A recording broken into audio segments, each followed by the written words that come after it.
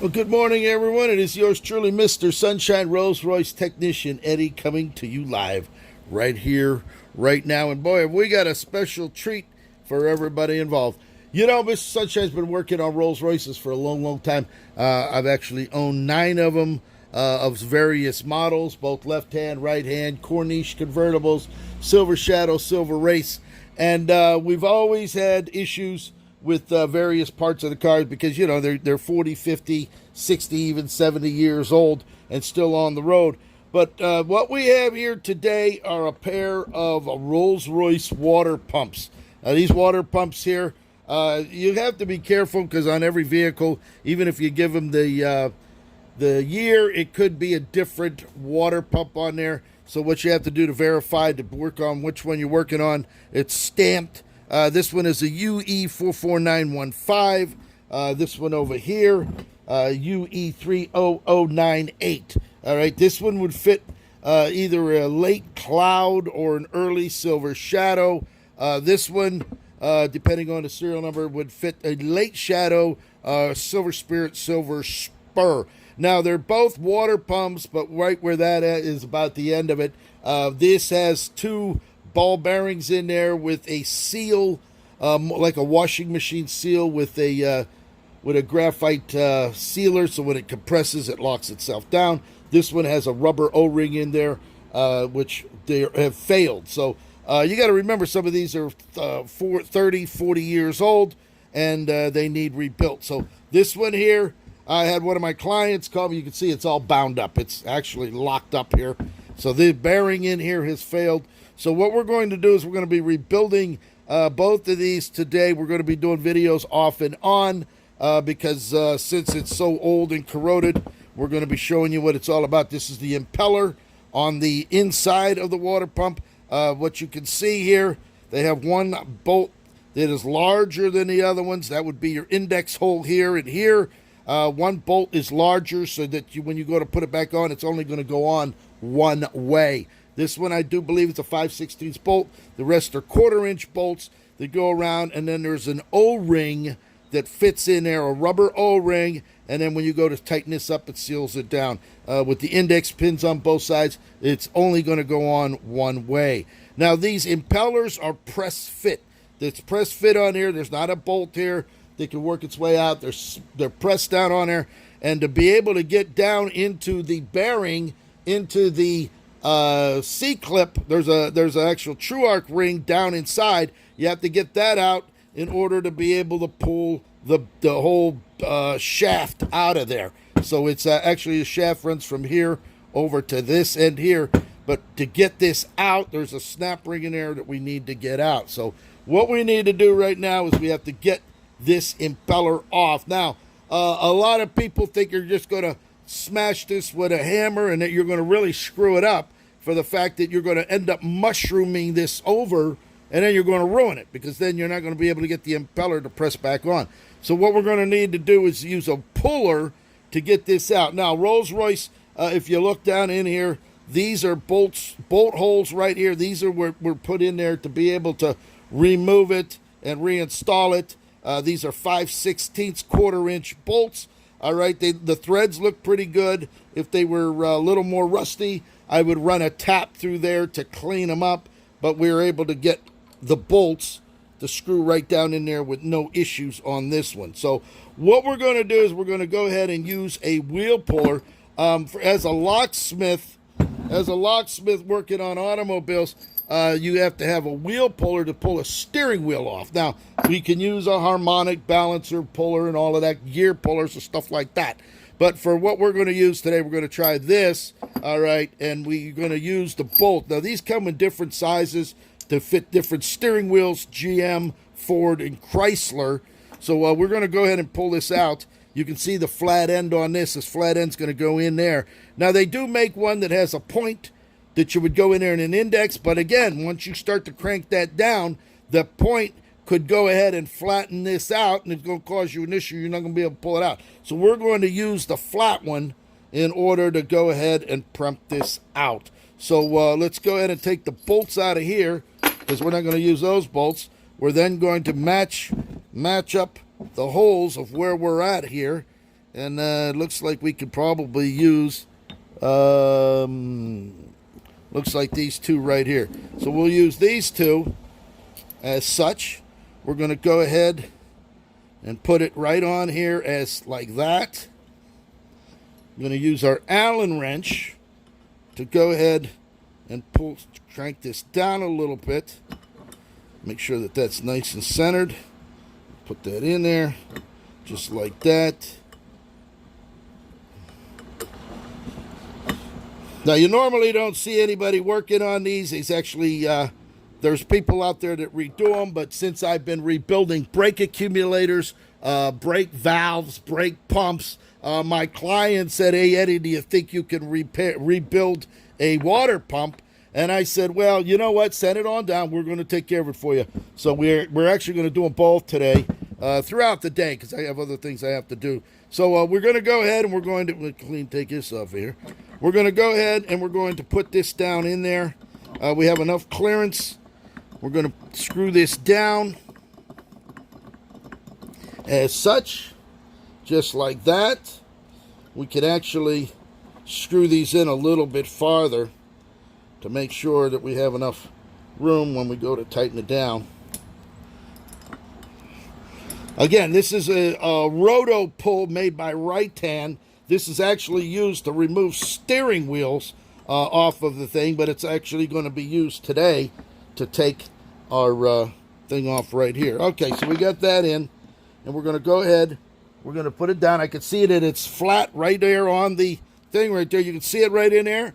It's sitting right flat on there. Now, I would rather use an air wrench, because with an air wrench, I could just go ahead and get this. I don't have my, if I had the air wrench on, the air compressor would be so loud, we wouldn't be able to hear it.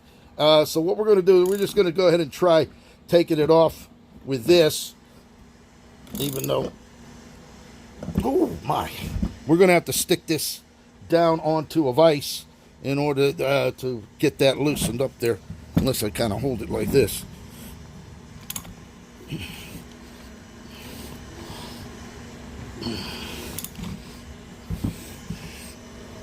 Yeah, we're actually going to have to put that in a vise. So let me get that in a vise so we can get this thing loosened up as best we can.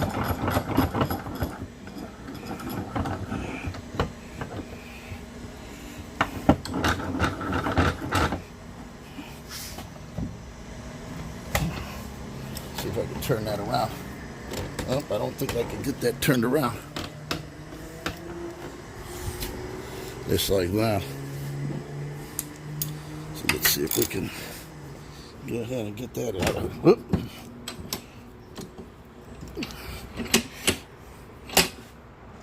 See, it'd be better to be using an air impact wrench.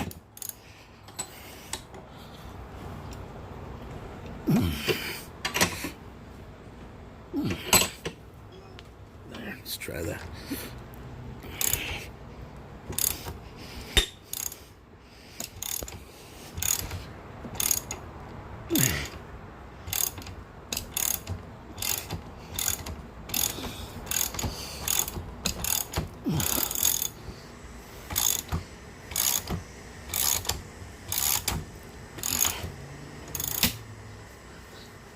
And there we have it.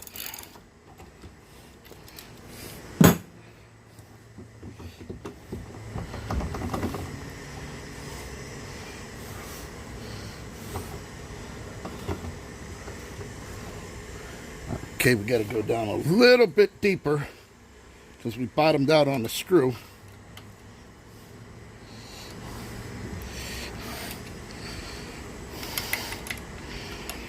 Get this down in there.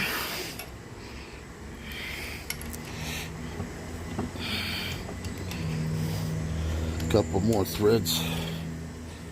Yeah, if we used an air impact wrench, we would have just went ahead and spun it right off. But since I don't want to run the air compressor making all the extra noise,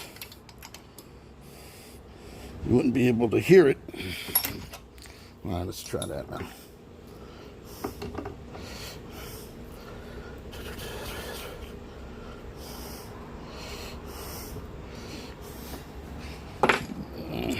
Put that on there.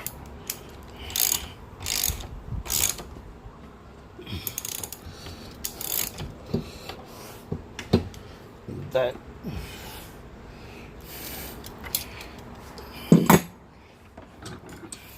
As you can see, we got it just about off.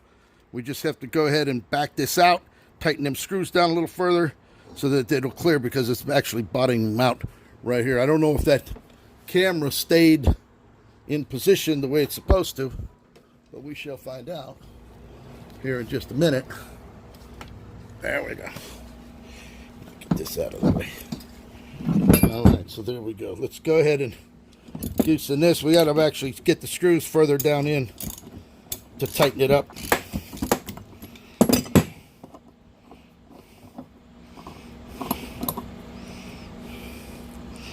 As such, a little bit more. We get it in there a little bit further, and we should be good to go here as far as getting the impeller off.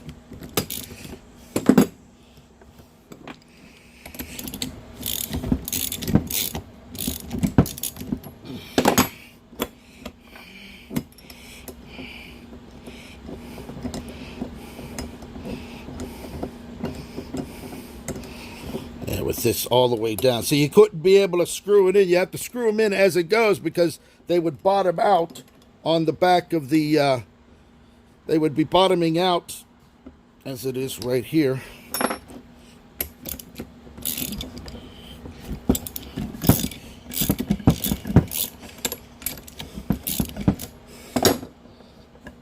There, we'll take that out of there as such. Here we go, crank this down.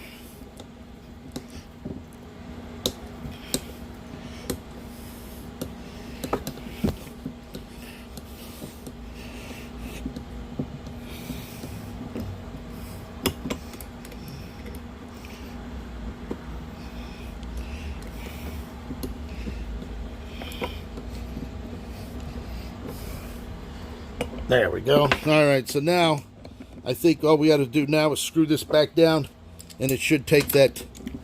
It should take that right out of there.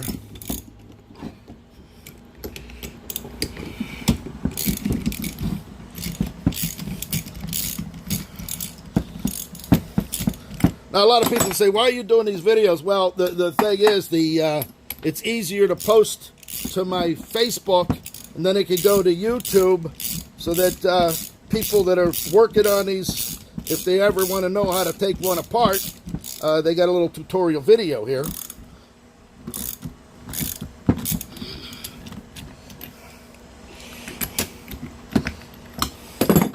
And there you have it. There it is. We got that taken apart. There's your impeller right there. This is the impeller right there. You can see a perfect pull on that. That's all going to get cleaned. And then here is your bearing. There's your bearing right there. That's got to come out of there. And then down inside's the snap ring. Once we take the snap ring out, we'll be able to pull the whole shaft out. And then we can start to get this all rebuilt. We got new bearings that are going to the top and the bottom. We're going to put a new seal here, because the way it is now, the bearings have failed.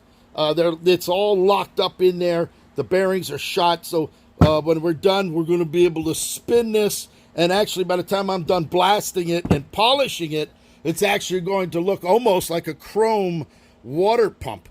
So there it is. That's the removal of an impeller on a Rolls Royce. And now comes the tricky part, because this bearing is pressed in, and it's got to be yanked out. So we're going to end up destroying that, because there's no way to punch this through without getting the C-clip. So since this bearing right here is shot, the only way we're going to be able to get it is to pry it out with some screwdrivers, use the pliers to get it out, and then once that's out, then we can get that the clip trigger, pull it out, and then push the pump down. So as you can see, you do not pound this with a hammer. Don't hit it with nothing. Don't even use the point for a center punch for a wheel pull, because if you mushroom this out, the impeller is not going to go back on. So pay attention for that. We're going to come back live. It's going to take a little while to pull that out, and I don't want to run this video for the next 5-7 minutes prying this out. Until we get it out, we'll come back live and show you exactly what to do here as far as pulling that out and then getting the shaft separated. We will then take this in. We're going to glass bead it all. We're then going to polish it, and it's going to look as beautiful and as good as a one of the Rolls-Royce accumulators or brake valves that I do here. So my client should be happy to see that we got this off with no damage. So we're going to get this on. So other than that, I hope you're all going to have a great day. I'll come back live once we get that bearing out and pull the shaft out, and we'll show you exactly what the inside of a Rolls-Royce late model, Silver Shadow, Silver Wraith, Corniche convertible, Silver Spirit, Silver Spur, early models looks like. So there it is. Hope you're having a great day. Come back live in just a short period of time.